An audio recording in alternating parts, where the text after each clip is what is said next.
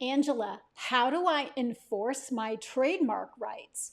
So you find somebody who is using a trademark exactly like or similar to yours. What should you do? I'm Angela Langlots, trademark and copyright attorney. I go live here to talk about trademark and copyright issues. If you have any of these issues, drop them into the comments below. We can talk about those.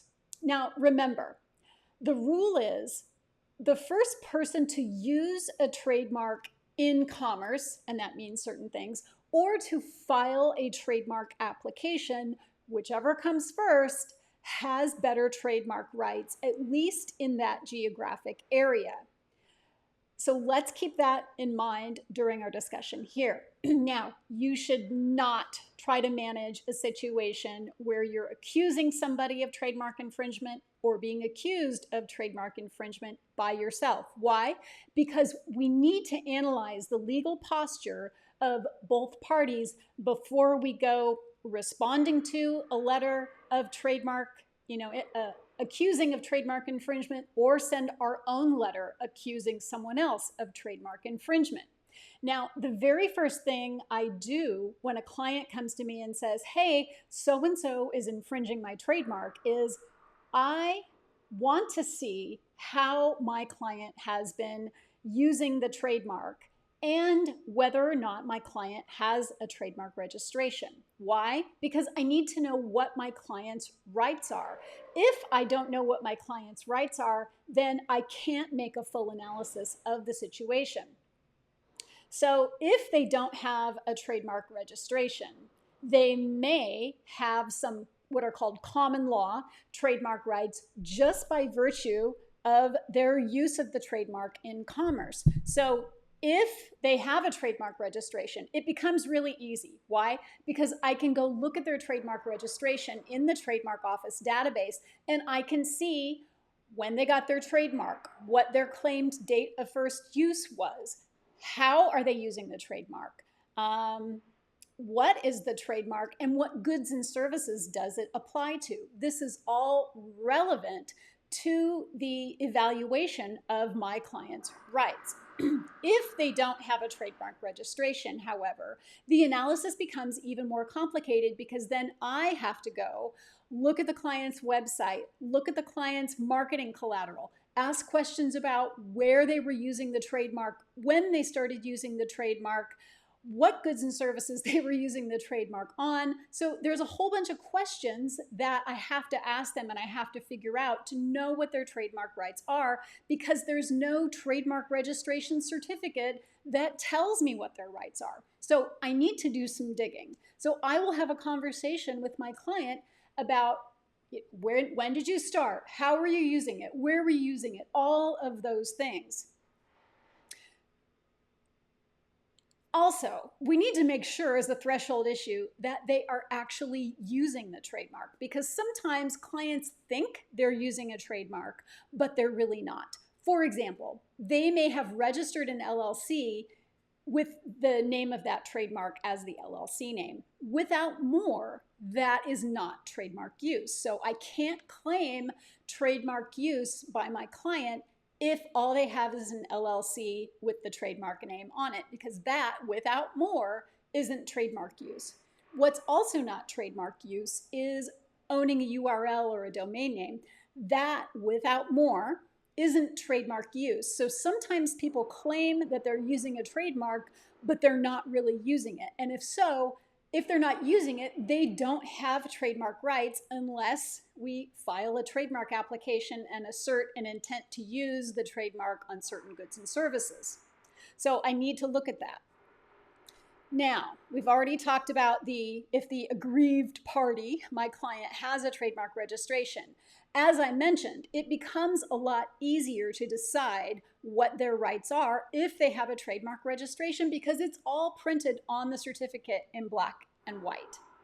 Now that I've analyzed my client's trademark usage and trademark rights, I need to go analyze the usage and rights of the supposed infringer. And again, depending on, as a threshold issue, depending on how the alleged use is being used, the alleged infringer I'm just going to say the infringer from here on out, but they may not be an infringer, so just realize that. The infringer, the trademark infringer, may not actually be infringing the trademark. Why? Because they may not be using the phrase or symbol or word that my client is claiming trademark rights to. They may not be using that as a trademark.